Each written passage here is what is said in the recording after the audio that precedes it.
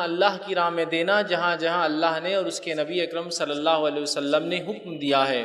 تو انفاق فی سبیل اللہ کا معنی ہوتا ہے جہاں شریعت نے حکم دیا ہے وہاں اپنے مال کو خرچ کرنا۔ اور اللہ رب العزت نے مال کے خرچ کرنے کو مومنوں کی ایک اٹوٹ صفت بیان کی اپنی کتاب میں۔ اور اللہ رب العزت کی کتاب کا ابھی دوسرا ہی سورہ شروع ہو رہا ہے، سورۃ البقرہ۔ سورہ فاتحہ کی 7 آیتیں بھی گزری ہے اور سورۃ البقرہ شروع ہی ہوتا اللہ فرماتا الف لام میم، یہ حرف مقطعات ہے، اس کا معنی اللہ ہی جانتا ہے۔ ذالک الکتاب لا ریب فیہ ھدی للمتقین، اس قرآن کے اندر کسی قسم کا شک اور شبہ نہیں ہے کہ یہ اللہ کی طرف سے ہے۔ ھدی للمتقین، متقین کی ہدایت ہے۔ متقین کی صفت کیا ہے؟ الذین یؤمنون بالغیب، ایمان لاتے ہیں غائب پر، وَيُقِيمُونَ الصَّلَاةَ، اور نماز قائم کرتے ہیں، وَمِمَّا رَزَقْنَاهُمْ يُنْفِقُونَ، اور اللہ نے جو دے رکھا ہے اس میں سے خرچ کرتے ہیں۔ تو گویا قرآن نے ان لوگوں کی صفت جو لوگ ہدایت یافتہ ہے، جو قرآن سے حقیقت میں ہدایت حاصل کرتے ہیں، ان کی جو صفت بیان کی، ایمان کے بعد نماز، اور نماز کے بعد کیا ہے؟ وَمِمَّا رَزَقْنَاهُمْ يُنْفِقُونَ، اللہ نے جو کچھ اپنی نعمتوں میں سے ان کے پاس دے رکھا ہے اس میں سے وہ خرچ کرتے ہیں۔ مال کا لفظ نہیں ہے، رزق کا لفظ۔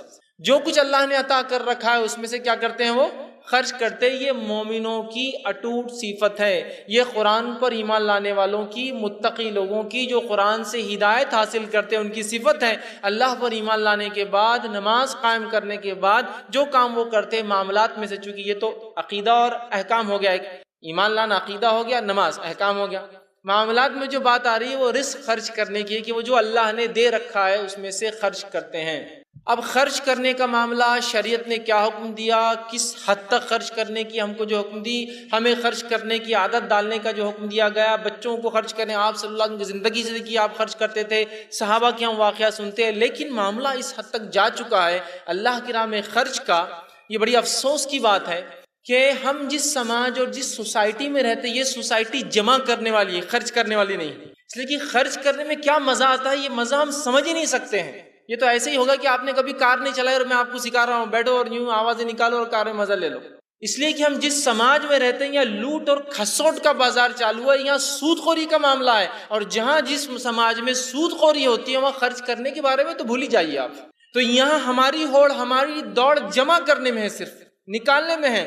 رب حکم دیتا ہے خرچ کرو، ہماری دوڑ صرف جمع کرنے میں ہے، یاد رکھیے۔ وہ اس لیے کہ ہم ایک ایسی سوسائٹی میں رہتے، ایک ایسے سماج میں جہاں ہم نے خرچ کرنے کے معاملے کو بھول گئے۔ ارے خرچ کرنا تو دور، میں آج جو بات کروں گا یہ نفلی صدقات کی ہونے والی ہے۔ جو فرض زکوٰۃ ہم پر ہے، جو مال میں سے کم از کم جو اللہ نے دے رکھا ہے اس مال کے اوپر 2.5% آپ کی انکم پہ نہیں، آپ کی سیونگ پر جو نصاب کو ایک سرٹن لیول کو پہنچتی ہے، سونے میں، چاندی میں اور دیگر چیزوں میں، اس کے اوپر اگر پہنچتی ہے، اور جس پر 355 دن 355 ڈیز گزر جاتے ہیں قمری اعتبار سے، چونکہ ہم سورج سے نہیں چاند سے چلتے ہیں، تو 355 دن گزرتے ہیں، اس پہ صرف 2.5% دینا ہے، وہ ہم سے نہیں ہوتی۔ تو انفاق فی سبیل اللہ، اللہ کی راہ میں نفلی خرچ کا معاملہ کیا ہوگا؟ اس 2.5% کو کیسے ہیلے بہانے سے ٹرانسفر کرتے ہیں مجھے بتانے کی ضرورت نہیں، چونکہ زکوٰۃ 355 دن کے بعد ہے نا، 1 سال کے بعد ہے، تو ہوتا یوں ہے کہ تو فرض ہے، فرض عبادت ہے۔ 355 دن سے پہلے جو ہے شوہر اپنی ملکیت و جائیداد کے بارے میں بولتا ہے، بیگم یہ تمہاری ہو گئی۔ اگلے سال 355 دن سے پہلے بیگم بولتی، شوہر یہ آپ کا ہو گیا۔ 355 ڈیز ہوں گے، 1 سال گزرے گا تو دینا ہے نا زکوٰۃ، ہم سال گزرنے نہیں دیں گے، ٹرانسفر کرتے رہیں گے دوسرے کے نام پر۔ یہ دنیا میں ایسا ہم گھما سکتے حکومتوں کو، اداروں کو، اللہ رب العزت کو ایسے ہیلے نہیں دے سکتے ہم، یاد۔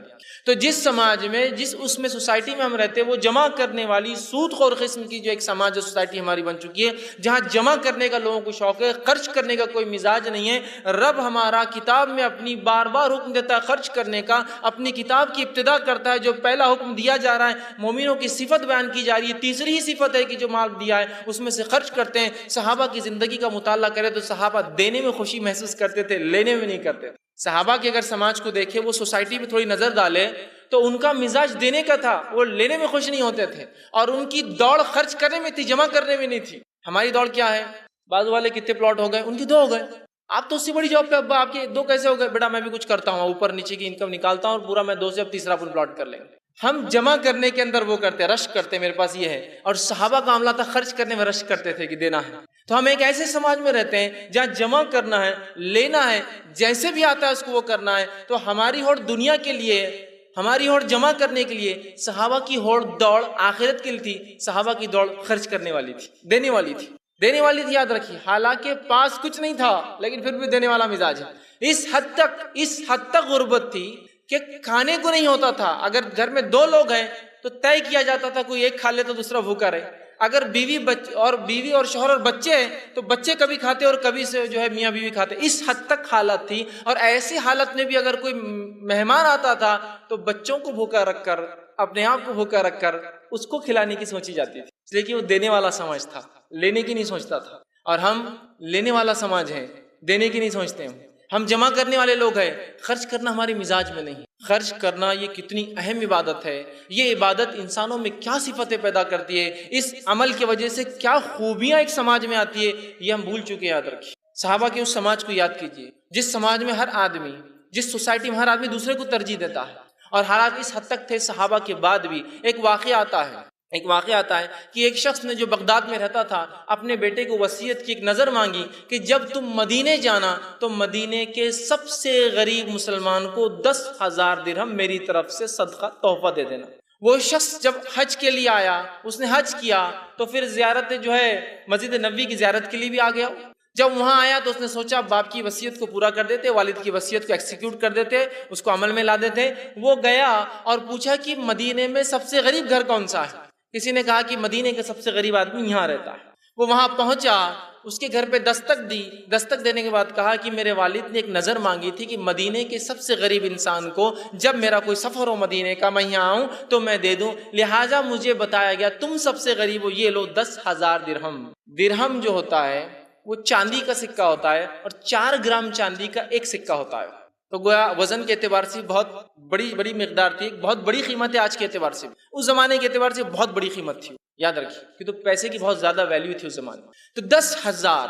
تو وہ شخص جس کے پاس یہ گئے اور اسے دیا، اس نے کہا میں اس کا مستحق نہیں ہوں، اس لیے کہ میرا پڑوسی میرے سے بھی زیادہ غریب ہے، تو مہربانی کیجیے اس کو دے دیجیے آپ، چونکہ آپ کے والد کی وصیت سب سے غریب انسان کو. وہ شخص وہاں سے نکلا، پڑوسی کے پاس گیا، کہا کہ میرے والد کی وصیت تھی کہ سب سے غریب انسان کو مدینے کے میں 10,000 درہم دوں، لہٰذا میں پہلے آیا اور مجھے بتایا گیا کہ فلاں گھر جو ہے سب سے غریب ہے. لیکن جب میں وہاں گیا تو انہوں نے کہا ہم سب سے غریب نہیں ہیں، کیونکہ آپ کی شرط کیا تھی والد کی؟ سب سے غریب. میرا پڑوسی سب سے غریب ہے، اس کو دے دیجیے. اس نے کہا تو لہٰذا میں آپ کے پاس آیا، آپ یہ 10,000 درہم لے لیجیے. تو اس نے کہا نہیں، میرا پڑوسی اور میں غربت میں دونوں برابر ہیں، میں کم غریب نہیں ہوں، میں بھی اتنا ہی ہوں جتنا میرا پڑوسی، وہ مجھ سے زیادہ نہیں ہے، لہٰذا آپ کیا کیجئے دونوں میں بانٹ دیجئے کہ ہم دونوں برابر غریب ہیں. تو اس نے 5,000 اس کو اور 5,000 اس کو. کیا سماج ہے، اندازہ لگائیے. اس مثال کو تھوڑا سا ایک طرف جانے دیجیے. کوئی ایک شخص اگر مجھ سے یہ کہے کہ میرے والد کی ایک وصیت تھی کہ 10,000 روپئے آپ کے شہر کے سب سے غریب انسان کو دیں، تو وہ سب سے غریب انسان میں ہی ہوں گا، وہ سب سے غریب انسان ہے. بھائی میں ہی ہوں، وہ یہ ٹوپی تو ادھار لی ہوئی ہے، کپڑے تو ان کے، میں ہی سب سے غریب ہوں، پلیز آپ مجھے دے کر جائیے. ایسے ہے نہیں ہے. وہ دینے والے لوگ تھے، وہ سماج ہی الگ تھا. ہم لینے والے ہو چکے، تو اللہ پھر ہم کو لینے والا ہی بناتا ہے، پھر لیتے رہو، تم کو دینے کا مزاج بناتا ہی نہیں. تو اللہ کی راہ میں خرچ کرنا یہ اتنی اہم صفت ہے، اس کی کوئی انتہا نہیں. یاد رکھیے. لیکن اس معاملے میں اتنی کوتاہیاں نظر آتی ہے، اس لیے کہ دینا بولے تو کم ہوتے ہوئے نظر آتا ہے نا. دینے کا معنی کم ہو رہا ہے. میرے جیب کے اندر 100 روپئے، اگر میں اس کے اندر سے 20 روپئے صدقہ کرتا ہوں تو 80 ہو رہے ہیں نا، کم ہو رہے ہیں. ہاں بالکل صحیح بات ہے. بظاہر کم ہی ہوتا ہے پیسہ، بظاہر دیکھنے میں صدقات دینے سے پیسہ کم ہوتا ہے، لیکن باطینی اعتبار سے، برکت کے اعتبار سے، اہمیت کے اعتبار سے، فضیلت کے اعتبار سے پیسہ بڑھ جاتا ہے. اس لیے کہ اللہ اس 80 میں اتنی برکت دیتا ہے، اس میں 100 روپئے میں جو کام نہیں ہوتے 80 میں ہو جاتے ہیں.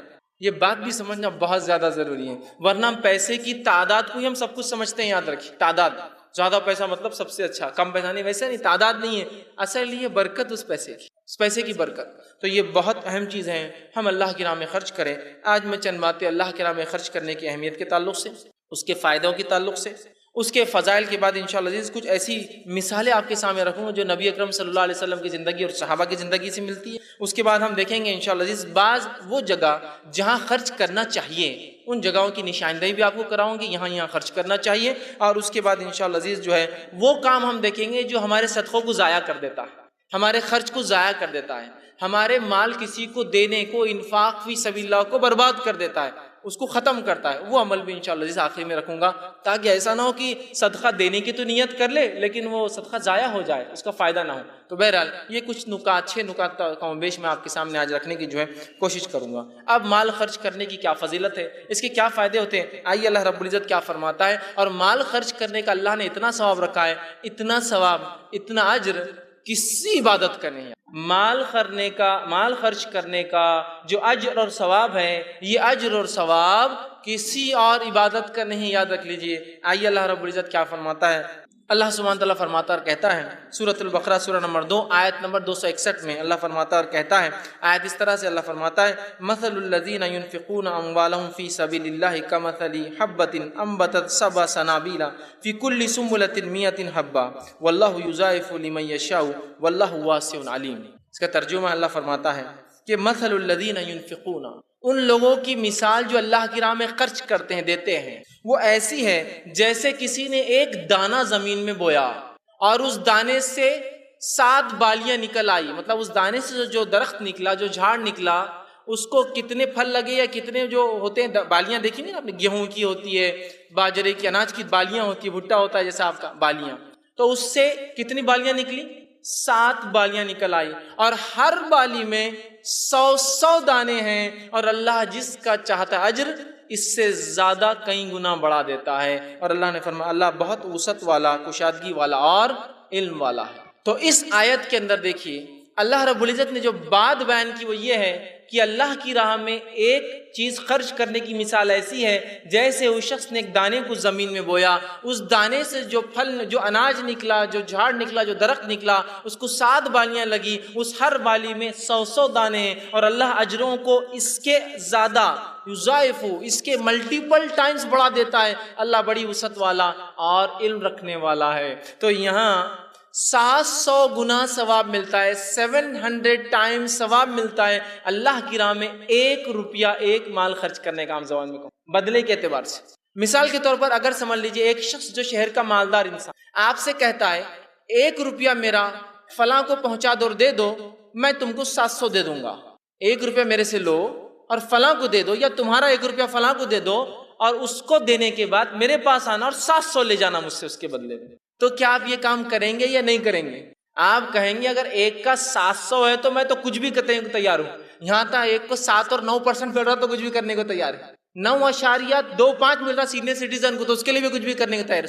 سود کی در بول رہا ہوں، انٹرسٹ جو ملتا ہے 9%، 8% ہائیسٹ سینئر سٹیزن 0.25 زیادہ، تو اس کے لیے مر رہے ہیں، اپنی تاریخوں کو بڑھا رہے عمروں کی کہ بڈھا بتاؤ مجھے 60 سال سے اوپر، 0.25% جو ہے 54 کے برابر سود زیادہ ملیں گے نا مجھے. اس کے کیلکولیشنز کیسے کرتے ہیں ہم لوگ. تو اللہ فرما رہا ہے 1 روپیہ تم میری راہ میں خرچ کرو گے تو ان ریٹرن تم جو ہے سود نہیں، اس کے بدلے میں اجر یہ پاؤ گے جیسا تم نے 700 روپیے خرچ کی میرے راستے. اب کوئی ایک انسان بیوقوفی ہوگا جو اتنا زبردست سودا، اتنی بڑی تجارت کی روپیے کے بدلے 700. ایک ایسا انویسٹمنٹ میں اگر آپ کو بتاؤں جس انویسٹمنٹ کے اندر آپ اگر میرے پاس 1 روپیہ جمع کرتے ہیں تو اس انویسٹمنٹ کے بعد اپروکسیمیٹلی 60 to 70 ایئرس کے بعد میں آپ کو ہر روپیے کے بدلے اگر 700 دوں تو کیا آپ میرے پاس انویسٹ نہیں کریں گے؟ کیا پاگل باتیں کر رہے ہیں آپ. 50-60 سال کون رکتا ہے؟ کیوں لوگ لائف انشورنس نہیں کرواتے؟ ریٹائرمنٹ پلان، پینشن پلان 50 سال بھرتا. دنیا کا معاملہ بڑا سمجھ میں آتا ہوں کیلکولیٹو، آخرت کا نہیں، مریں گے دیکھا جائے گا اس کا کیا ہے. دنیا سمجھ میں آ رہی نا، 40 سال ابھی نوکری کی باقی ہے، 40 سال کا ریٹائرمنٹ ہے بھائی، کون نے دیکھا کیا ہے، بھرتے رہو 200 روپیے یہ انشورنس میں جاتے رہیں گے، اس کے بعد میرے کو 50 لاکھ 1 کروڑ اور پتہ نہیں 2 کروڑ 10 کروڑ 50 کروڑ اور پتہ نہیں کتنے دے رہے ہوں. یہ ہم کو سب حساب سمجھ میں آتے ہیں. تو میں بھی وہ کر رہا ہوں، انویسٹمنٹ کی بات کر رہا ہوں. 1 روپیہ انویسٹ کیجئے، 50 سے 60 سال بعد اللہ نے عمر اور زیادہ دی تو 80 سال بعد جب مر جائیں گے تو مرنے کے بعد ان ریٹرن 700% جو اس سے زیادہ آپ کو ملنے والا ہے. یہ کیلکولیشن ہمیں سمجھ میں نہیں آتا ہے، لیکن اتنی فضیلت، اتنا اجر کسی عمل کا نہیں ہے جتنا اجر جو ہے اللہ کی راہ میں خرچ کرنے کا ہے. اور اللہ کی راہ میں خرچ کرنے کا کیا معاملہ ہے، چونکہ یہ مزاج نہیں ہے نا، مزاج نہیں ہے. اگر سمجھو ہم کو چندہ دینا ہے کسی کو دینی کام کے لیے تو جیب میں آدمی ہاتھ ڈالتا، چونکہ باہر نکال کے نہیں دیتا، جیب میں ڈالتا ہے، سامنے والے دکھنا نہیں کیا ہے، اور ٹٹولتا اس کو اور پورا اندازہ کرتا. پہلے میں نے ایک لال رکھا تھا 1000 کی، پھر 2 ہری تھی، اس کے بعد 500 کی، اس کے بعد 300 کی تھی، اس کے بعد 50 اور 20 کی سیریز چالو ہوں گی، اور اس میں سے پھر ایک نکالتا چونکہ اندازہ رہتا کہ یہاں 20 اور 10 چالو ہو رہے ہیں یہاں سے. پھر اس نے جیسے ہی نکالا، ارے 20 کی آگے واپس، اس لیے کہ اس کی نیت تھی 10 دینے کی، 20 آ گیا نا، غلط آ گیا. تو پھر اس میں سے نکالتا ہے وہ 10 کی نوٹ، اور اس میں بھی اگر پھٹی بھی ہو تو زیادہ اچھا ہے، چل نہیں رہی بہت دنوں سے، وہ ڈال دینا ڈراپ باکس میں اللہ کے نام. اور کچھ لوگ ہوتے ہیں ایسا جیب کو لاتے، آواز آئی تو مطلب صدقہ کرنا ہے، نہیں ہے تو نہیں کرنا ہے. مطلب چلر اگر ہو، چھٹے ہو تو صدقہ کرنا ہے، چھٹے نہ ہو تو صدقہ نہیں کرنا ہے، اس لیے کہ بندے کو صدقہ نہیں کرنا. چونکہ ہمیں اس کا بدلہ ہی نہیں پتا ہے تو کیوں میں صدقہ کروں گا؟ مجھے پتہ ہی نہیں کیا ملنے والا ہے. جس اسکیم کا مجھے پتا ہو کہ ان ریٹرن کیا ملنے والا ہے، اس کے لیے تو مر کھپ جائیں گے، اپنی زندگیاں لگا دیں گے. اب یہاں کہاں سمجھ میں آ رہا، قرآن نے بولا مریں گے، دیکھا جائے گا، جنت جاؤ گے، تو بات کی بات ہے نا. ابھی تو ہم کو ریئل ٹائم سامنے کیا ہو رہا ہے وہ دیکھنا ہے. میرے بھائیوں، موت ایسی آ کے اچک لے جاتی ہے انسان کو، کسی کو سمجھ میں نہیں آتا کیا ہو رہا ہے. اس سے پہلے یہ انویسٹمنٹ سب کو کرنا ہے، مجھے اور آپ. اب ایک اور غلط فہمی، اب میں تو غریب ہوں، یہ درس تو میرے لیے ہے ہی نہیں، پھر اس لیے خرچ کرنے کی بات نہیں. یہ غلط فہمی مت رہیے آپ کہ مالدار لوگوں کو صرف خرچ کرنا ہے. خرچ کرنے کا معاملہ اللہ نے جو دے رکھا ہے وہ مما رزقناہم ینفقون، جو کچھ دے رکھا ہے اس میں سے خرچ کرتے ہیں. یہ نہیں کہا کہ 1 لاکھ کے بعد خرچ کرتے، 1 کروڑ کے بعد خرچ کرتے، 10. جو کچھ دے رکھا ہے، تو میرے جیب میں اگر 10 روپیہ ہے تو میرا ایک غریب ہے اس کا تو کچھ بھی نہیں ہے، 2 روپے دے سکتا ہوں میں اس کو، اور دینا بھی چاہیے. صحابہ کا یہی تو تھا، خود کھانے کو نہیں ہے مہمان کو کھلا رہے ہیں، خود کھانے کو نہیں ہے پڑوسی کو دے رہے ہیں، خود کے پاس کوئی لا کے 10,000 درہم دے رہا ہے، کہہ رہا نہیں بازو والا غریب ہے اس کو دے دو. اس لیے کہ وہ جانتے تھے کہ آخرت میں بدلے ملنے والا. دینے والا سمجھتا، لینے کا مزاج ہے ہی نہیں، لینے کا مزاج ہی نہیں ہے. اور آج لینے کا یہ حال ہو چکا ہے. ایک واقعہ سناتا ہوں. ایک مرتبہ ایک مقام پر میں گیا اور وہاں مجھے ایک 10 کی نوٹ پڑی ہوئی، تو میرے ساتھ جو ایک شخص تھے انہوں نے کہا کہ اس کو اٹھا لوں کیا؟ میں نے کہا نہیں، گری ہوئی چیز ہے، اٹھائیں گے تو پھر اعلان کرنا پڑتا ہے، اس کو پہنچانا پڑتا ہے، لہٰذا اب یہ 10 روپے کے لیے کون کر سکتا ہے؟ اور جبکہ دعوے داروں کا کیا حال ہوگا؟ تو کہا نہیں فیض بھائی صدقہ تب کریں گے جب اس کو پوچھا جائے گا کس کی ہے. یہ تو ہم جس جگہ کھڑے تھے وہاں اور بھی لوگ تھے، لیکن اس کے بغیر نہیں ہوگا. تو کہا نہیں اپن اٹھا لیں گے، اپن کچھ کریں گے، پوچھیں گے کسی سے. میں نے کہا ٹھیک پوچھو. انہوں نے 10 کا نوٹ اٹھایا اور اٹھا کر کہا یہ کس کا ہے؟ اللہ رحم کرے پوری دکان کے سب لوگوں نے بولے ہمارا.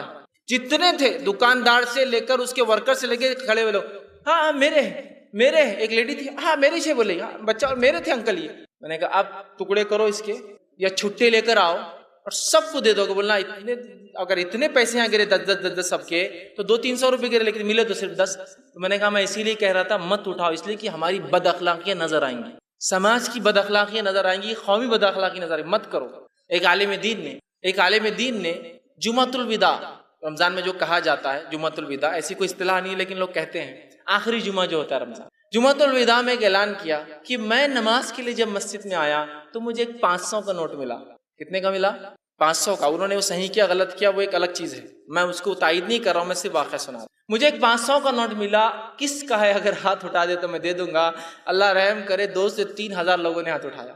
10-12 ہزار کی مسجد، 2 سے 3 ہزار لوگوں نے. انہوں نے کہا اللہ کا خوف کھائیے میرے بھائیوں، اتنے لوگوں کے پیسے کیسے گر سکتے ہیں؟ اگر 2000 کو 500 سے ضرب کرے، اگر اتنی نوٹیں یہاں گری تو لاکھوں روپیہ گرا، اس کا مطلب اس مسجد میں. اللہ سے ڈریے. تو 500 سے 1000 کے قریب ہاتھ کم ہوئے 10 منٹ کی وہ جو ہے کرنے کے بعد واعظ و نصیحت، اس کے بعد پھر واعظ و نصیحت کی، پھر واعظ و نصیحت کی آخر تک، لیکن 500 ہاتھ نیچے نہیں ہوئے تک. نے کہا 500. اس کے بعد انہوں نے کہا یہ نوٹ میرا ہی تھا، میں نے صرف یہ بتانے کے لیے اعلان کیا تھا کہ ہم کتنے بد اخلاق ہو چکے ہیں اور پیسوں کے معاملے میں کتنے لالچی ہو چکے. یہ میرا ہی نوٹ تھا، واپس. یہ حالت ہے مال کے معاملے میں. اللہ کہہ رہا دو بدلہ پاؤں گے، 1 گنا نہیں، 2 گنا نہیں، 10 گنا نہیں. اس قیمت کے فیصد میں نہیں کہ اتنا ملے گا، تمہیں اس کے ملٹیپل ٹائم 700 درجے خرچ کرو. 2 میں یہ رہا میں اس کی مثال ہے. تو اللہ کے راہ میں خرچ کرنے کو اپنا ایک مزاج بنا لے، عادت بنا لے اس کو. جیسا مسجد میں پیسہ نکالنے کو، مدرسے کے لیے پیسہ دینے کو، دینی درسگاہوں میں پیسہ دینے کو، دینی شخصیات کو پیسہ دینے کو سب سے چھوٹی نوٹ تلاش کرتے نا، انہی لوگوں کا حال یہ ہے کہ جب دوستوں کے ساتھ ہوٹل میں جائیں گے تو وہاں فکر لگی رہتی ہے کہ صرف 2000 روپے لایا. دوستوں میں ہے تو کچھ تو اپنی اسٹیٹس اور ویلیو ہے نا، 2000 سے کیا ہونے والا ہے اس سے، سمجھ رہا؟ تو اللہ کی راہ میں اگر 1000 روپے کبھی کوئی دے دے تو اللہ رحم کرے. کوئی اگر کوفت اور ملامت بھی کرتا آدمی، کیوں دے دیا کہ وہ جوش میں آ گیا تھا، جب اب آئندہ بہت سنبھل کے دوں گا، کبھی بھی 1000 کی نوٹ مسجد میں نہیں لے جاؤں گا. مولوی صاحب نے جب بھی خرچ کی بات کرے سنوں گا بھی نہیں اس بات کو، اور اگر جوش میں آئے تو پڑوسی کو بولوں گا میرے والیٹ پہ پوری نظر رکھنا اور 1000 کی نوٹ کبھی نہیں نکالنے دینا. یہ کریں گے ہم اس معاملے میں. لیکن جہاں معاملہ ہو گیا ہوٹل میں جانے کا، گھومنے کا، خریدو کو بولے ارے اتنے پیسے خرید، آنکھ کو تو لگ رہا ہے نا، دوست پہ تو خرچ کر رہا ہوں نا. نام ہوں گا اس سے، خوش ہوں گے میرے بھائی۔ دیکھیے آپ فرق اللہ کے راہ میں خرچ کرنے کا اور دنیا کے لیے خرچ کرنا، چونکہ دنیا کا ہم کو جب ہی ریٹرن نظر آتا ہے نا، لیکن آخرت کا ریٹرن کہاں نظر آتا ہے؟ 700 ٹائمز جتنا اجر اللہ نے خرچ کرنے پہ رکھا اتنا کسی چیز پہ نہیں، یاد رکھیے۔ اور اللہ رب العزت نے بخیلی کو، خرچ نہ کرنے کو بہت برا کہا، یاد رکھیے۔ اللہ کے راہ میں صدقہ نہ کرنے، ہوڑ کرنے، جمع کرنے کے بارے میں سخت وعید کی ہے۔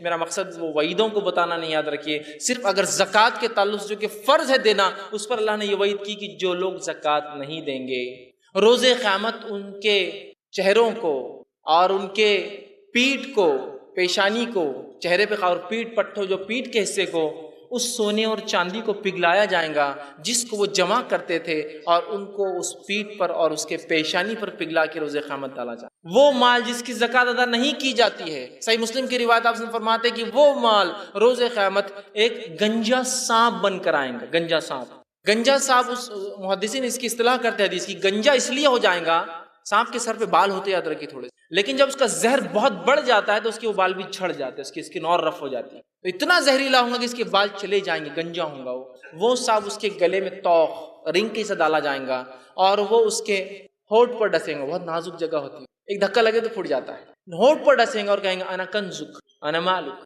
میں تیرا خزانہ تھا۔ کنز اس مال کو بولتے ہیں اس کی زکوٰۃ نہیں دی جاتی، انا کنزک انا مالک، میں تیرا خزانہ تھا جس کی تو زکوٰۃ نہیں تھا، میں تیرا مال تھا جس کی تو زکوٰۃ ادا نہیں۔ تو یہ تو فرض کے لیے نفلی صدقات کی بار بار تاکید، اور اتنی عذابات اور اتنی وعیدیں آپ نے کی اس تعلق سے کہ ہم خرچ کرنے کا ایک مزاج بنا لیں۔ اللہ رب العزت خرچ کرنے کے بارے میں قرآن میں فرماتا ہے، سورہ مزمل سورہ نمبر 73 آیت نمبر 20 میں فرماتا ہے، کہتا ہے وَمَا تُقَدِّمُوا لِأَنفُسِكُم مِّن خَيْرٍ تَجِدُوا عِندَ اللَّهِ وَهُوَ خَيْرٌ وَأَعْظَمُ أَجْرًا، کہ جو کچھ تم اپنی زندگی میں آگے بھیج دو گے وہی خیر ہے، اور اللہ اس کو بہت بڑا دے گا آخرت میں۔ اعظم اجرا، اللہ اس چیز کو جو تم آگے بھیجو گے، خرچ کرو گے، روز قیامت بہت بڑا کر دے گا۔ کتنا بڑا وہ اللہ ہی جانتا ہے۔ اعظم اجرا، اور مفسرین لکھتے قرآن میں جب عذاب علیم، عذاب شدید، ٹھیک ہے، اس طرح کے الفاظ آتے ہیں، یا جیسے اعظم اجرا آتا ہے جس میں بتایا نہیں جاتا کہ کیا ملے گا، وہ کہتے ہیں یہ ایسی باتیں ہیں غائب کی، چونکہ انسان نے کبھی دیکھا نہیں ان چیزوں کو تو وہ سمجھ بھی نہیں پاتا، اس لیے اللہ نے خالی الفاظ ادا کر دیے، تذکرہ نہیں کیا۔ بہت سے عذابوں کا تذکرہ ہے نا، کہ وہ عذاب میں رہیں گے، آگ میں ڈالے جائیں گے، آگ کی زنجیریں ہوں گی، لیکن کچھ جگہ عذاب علیم، سخت عذاب، اس لیے کہ وہ عذاب ہم سمجھ نہیں سکتے، اس لیے علیم کہہ دیا۔ تو یہاں کا اعظم اجرا کتنا وہ اللہ ہی جانتا ہے، بس بڑھا دیں گا، ہم نہیں کیلکولیٹ بھی نہیں کر سکتے، چھوڑ دو، تم سمجھ جاؤ بہت بڑا اجر۔ اسی طرح اللہ رب العزت جو ہے قرآن فرماتا سورہ آل عمران سورہ نمبر 3 آیت نمبر 92 میں فرماتا ہے اور کہتا ہے، اور اس آیت کو ہم اگر غور سے سنیں اور سمجھیں تو ایک عظیم پیغام اس آیت میں ہے کہ ہم نیکی کو ہرگز نہیں پہنچ سکتے جب تک ہم اللہ کے راہ میں خرچ نہیں کریں۔ یہ آیت نے ہماری نیکیوں کی قبولیت کو خرچ کرنے پہ لا کے روک دیا۔ اللہ فرماتا لن تنالوا البر حتی تنفقوا مما تحبون، کہ تم جب تک نیکی کو نہیں پہنچ سکتے، بر کو نہیں حاصل کر سکتے، نیکی کو حاصل نہیں کر سکتے جب تک کہ وہ خرچ نہ کر دو مما تحبون، جو تم سب سے زیادہ محبوب اور پسندیدہ چیز ہے، جب تک وہ اللہ کے راہ میں خرچ نہ کر دو تم نیکی کو نہیں پہنچ سکتے۔ اور لن کا صیغہ، لن کا لفظ عربی میں آتا کسی چیز سے پہلے، اس کا معنی ہوتا ہے ہرگز ہرگز نہیں، ہرگز ہرگز نہیں، سمجھ رہے آپ؟ تو کہا تم نیکی کو نہیں پہنچ سکتے جب تک وہ خرچ نہ کرو جو تمہیں پسند ہے۔ اور صحابہ نے اسے ایسے ہی سمجھا، اور جب یہ آیت نازل ہوئی تو ابو طلحہ رضی اللہ عنہ یہ اللہ کے رسول صلی اللہ علیہ وسلم کے پاس آئے، انس بن مالک رضی اللہ عنہ حدیث کے راوی ہے، صحیح مسلم کی روایت ہے، وہ آئے اور کہا اللہ کے رسول صلی اللہ علیہ وسلم، ابو طلحہ آئے، ان کا ایک باغ تھا جس کو بحیرہ کا باغ، بہت قیمتی بہت اچھا باغ جس کا چشمہ بھی میٹھے پانی کا تھا، اور اللہ کے رسول اس کی کھجور کھانے وہاں جایا کرتے، وہاں پانی پیتے۔ آئے اور کہا اللہ کے رسول میں نے یہ آیت آپ پہ نازل ہوئی سنی، لن تنالوا البر حتی تنفقوا مما تحبون، تو لہٰذا تنفقون مما تحبون، کہ تم نیکی کو نہیں پہنچ سکتے جب تک کہ وہ خرچ نہ کر دو جو سب سے زیادہ تمہیں پسند ہو۔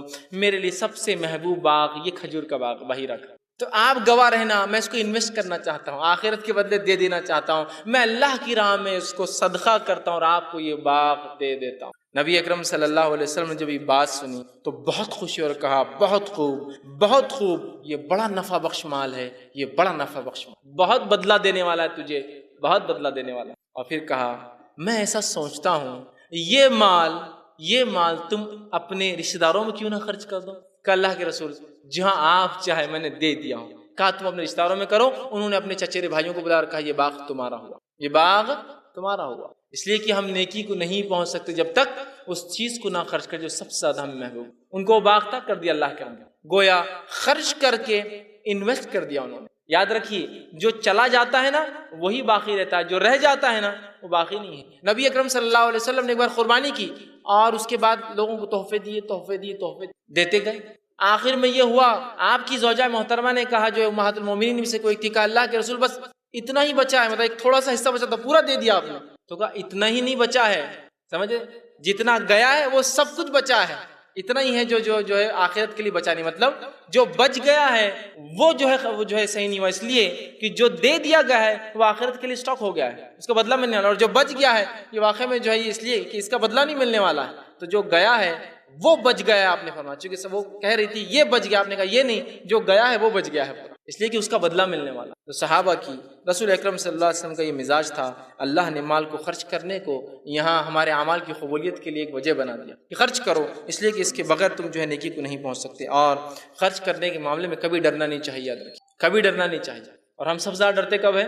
خرچ کرنے کو، اس لیے کہ آئیں گا کہاں سے، اگر ہم دے دیں گے تو ہم دے کے دیکھیں تو پتہ چلے گا پھر آتا کہاں سے۔ مسئلہ میں نے کہا نا شروع میں، ہم نے ایک قومی مزاج ہی نہیں بنایا، جن قوموں میں آج بھی دینے کا مزاج ہے اللہ اتنا عطا کر رہا ہے ان کو جس کو انتہا نہیں، آج بھی جن قوموں میں دینے کا مزاج ہے۔ اگر عرب ممالک میں کچھ لوگ گئے ہوں گے کام کے سلسلے میں، یا تفریح کو ہی کبھی گئے ہوں گے، یا حج اور عمرہ کو گئے ہوں گے، کبھی ہوتا ہے نا جاتے ہیں، تو بہت سارے ہمارے ہندوستانی لوگ، پاکستانی لوگوں کا یہ حال ہوتا ہے کہ ایک بڑا ٹینکر آ گیا، بڑا ٹریلر آ گیا، ٹرک، چھتریاں بانٹ رہا کوئی، ہم کو بھی چھتری لینے کا ہے، بسکٹ کے پاکٹ لوٹ رہے ہیں، خرید سکتے لیکن پھر بھی لوٹ رہے ہیں، مالدار ہے اس شہر کے لیکن وہاں لوٹ کے کھا رہے ہیں، کیونکہ ہماری فطرت ہوگی نہ لینے کی۔ اور بہت سے لوگ سوچتے ہیں پاگل رہتے کہ شیخ لوگ کیوں کتنا خرچ کر دیتے، اتنے چھتری ہزاروں کیا ضرورت تھی خرچ کرنے کی، اتنے بسکٹ کے پاکٹ خرچ کر دیتے، کسی کو حج کرا دیتے، کسی کو عمرہ کرا دے رہے، فلاں کر رہے، یہ کر رہے، سمجھے نا؟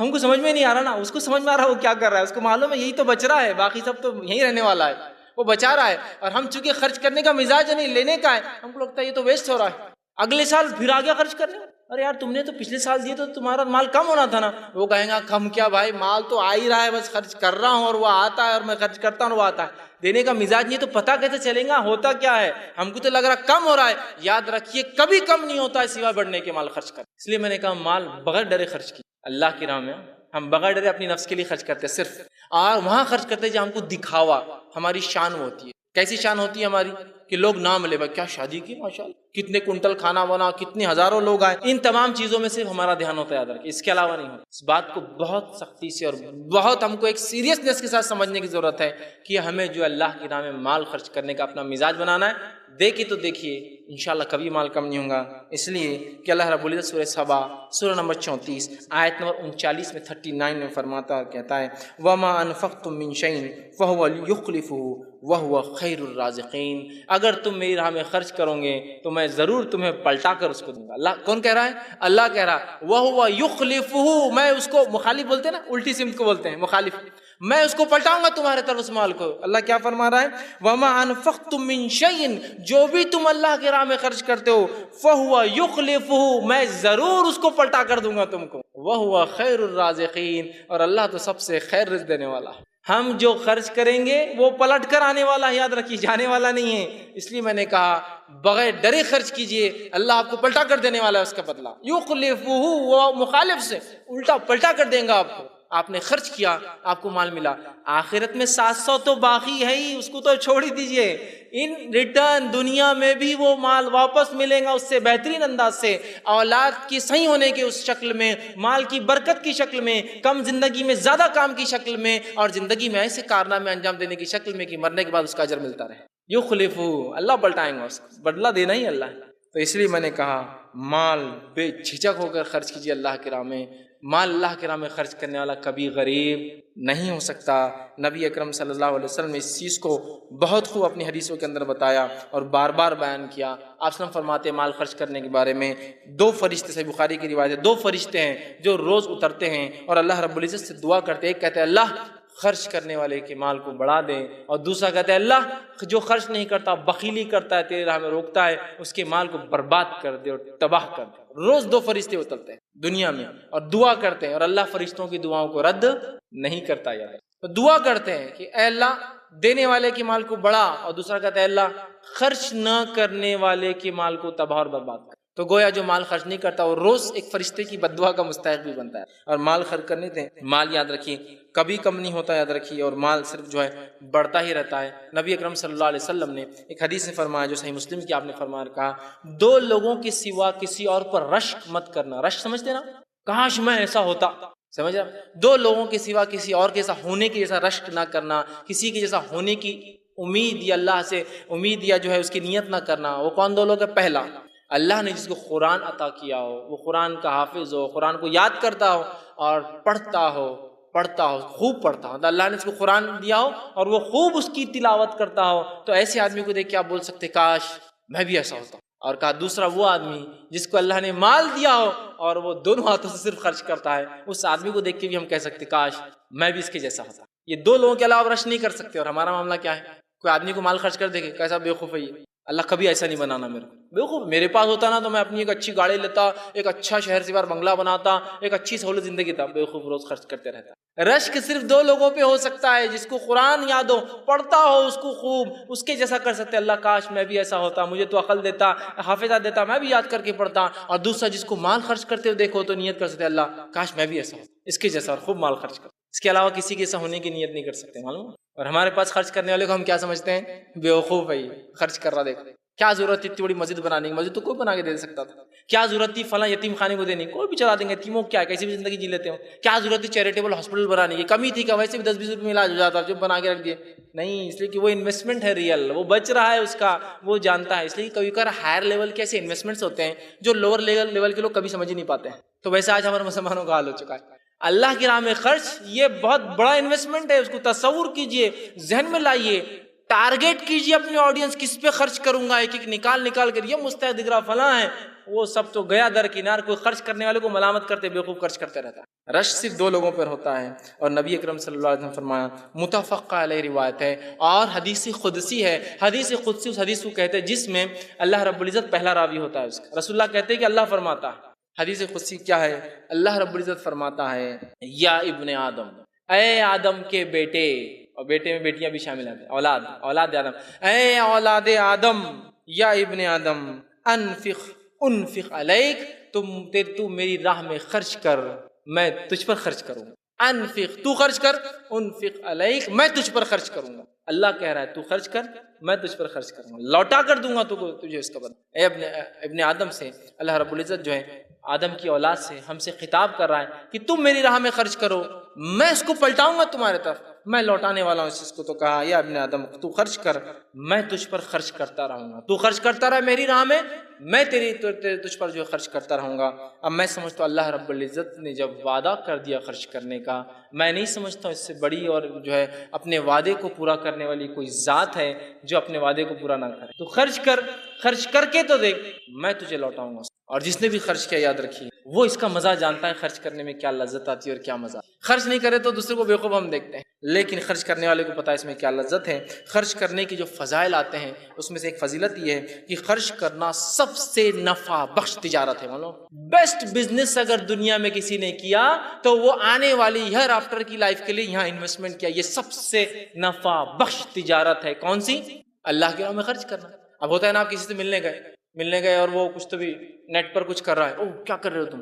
میں شیئر مارکیٹ میں انویسٹمنٹ کرتا ہوں۔ اوہ کیا فائدے ہوتے ہیں اس کی؟ بولا یہ فائدے ہوتے، وہ فائدے ہوتے، ایسے فائدے ہوتے، دن میں جو ہے میں لکھ پتی، رات تک کروڑ پتی بن جاتا ہوں، ایسا ہوتا ہے، فلاں ہوتا ہے۔ بولتے کیا بھاری آدمی ہے یار، یہ کیا خاموشی سے انویسٹمنٹ کر دیا اس نے، بتایا تک نہیں۔ اگلی بار اپن بھی ایسے کریں، انویسٹمنٹ ڈھونڈ رہے، آپ بھی خاموشی سے کچھ تو بھی کر رہے انویسٹ، ڈوب گئے تو بولتے بھی نہیں آپ کسی کو خاموشی میں، وہ ایک الگ بات ہے، لیکن آپ بھی انویسٹ کر رہے خاموشی سے، اس لیے کہ میرا بھائی کر رہا ہے، ایک ہائر لیول پر اس کے انویسٹمنٹ جا رہے ہیں، فلاں ہو رہے ہیں، سمجھ میں آتا ہے اس ہے نا۔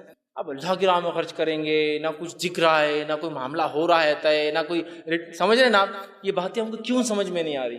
ہم جب لوگوں کو دیکھتے ہیں وہ تجارتیں کر رہے ہیں اور اس میں فائدہ ہو رہا ہے تو ہم دوڑ پڑتے ہیں دنیا میں، یہ تجارت کیوں نہیں سمجھ رہے؟ سب سے نفع بخش ہے، سب سے زیادہ نفع بخش تجارت کس کو کہتے ہیں معلوم؟ وہ تجارت، وہ بزنس جس کا ریٹرنز سب سے زیادہ ہو، تو یہ سب سے نفع بخش تجارت ہے۔ دو اور سب سے زیادہ پاؤ، یہ سب سے بخش تجارت ہے۔ اور اللہ رب العزت نے اس کے تعلق سے اپنی کتاب کے اندر فرمایا اور کہا، سورہ فاتر سورہ نمبر 35 آیت نمبر جو 29 اور 30 میں اللہ نے فرمایا، سنیے آیت کس طرح سے اللہ فرماتا ہے، ان الذین یتلون کتاب اللہ واقاموا الصلاۃ وَأَنفِقُوا مِمَّا رَزَقَهُمْ، کہ وہ لوگ، اللہ فرماتا ہے، جو اللہ کی کتاب کی تلاوت کرتے ہیں، نماز قائم کرتے ہیں، اور جو اللہ نے دیا اس میں سے خرچ کرتے ہیں، مِمَّا رزقناہم، جو ہم نے رزق دیا اس میں سے خرچ کرتے ہیں. آگے فرمایا سرًا وعلانیہ، خاموشی میں کرتے ہیں اور کبھی ظاہر کر کے کرتے ہیں. ہوتا ہے کبھی کبھار صدقے چھپ کر ہو نہیں سکتے، افضل صدقہ چھپ کر ہوتا ہے، لیکن کچھ صدقات آپ چھپ کر ہی نہیں سکتے. ایک مسکین راستے پہ کھڑا ہے، آپ چھپ کر نہیں دے سکتے نا، دکھ جاتا ہے تو کچھ تو علانیہ ہو جاتے ہیں، لیکن کچھ صرف چھپ کے ہوتے ہیں. تو کہا وہ لوگ جو قرآن پڑھتے ہیں، نماز قائم کرتے ہیں، اللہ نے جو مال دیا خرچ کرتے ہیں، جو دکھ جاتا ہے، جو چھپا کر کرتے ہیں. اللہ نے فرمایا ان کے تعلق سے علانیتاً یرجون تجارتاً لن تبور، ایک ایسا بزنس کرتے ہیں جس میں کبھی گھاٹا ہوتا ہی نہیں ہے.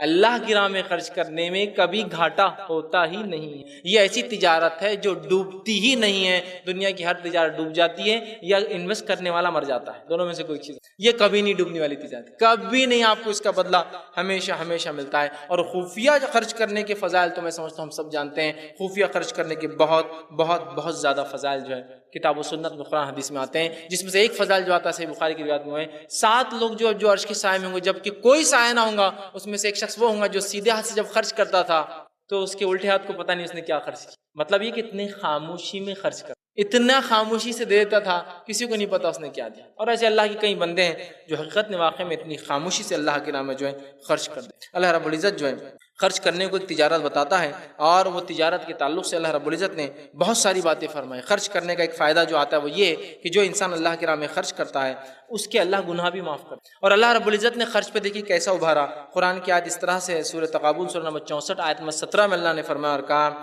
ان تقرضوا اللہ قرضا حسنا یضاعفہ لکم ویغفر لکم واللہ شکور حلیم. اللہ فرماتا ہے اور کہتا ہے ان تقرضوا اللہ قرضا حسنا، کون ہے جو اللہ کو قرض حسنا دے؟ حالانکہ تمام چیزوں کا مالک جو کچھ دنیا میں کائنات میں اللہ خود ہے، لیکن اللہ رب العزت پھر کہہ رہا ہے کون ہے جو تم میں سے مجھے قرض حسنا دیں گے. حالانکہ یہ مال اللہ کا دیا ہوا ہے، لیکن اللہ ہم سے کہہ رہا ہے مجھے قرض دو. تو مالک کو دنیا میں اپنے آپ کو سمجھتے ہو، ٹھیک مجھے قرض دو اس کے بدلے میں، اور اس قرض کو میں کیا کروں گا تمہارے لیے یضاعف، بہت بڑا دوں گا آخرت میں.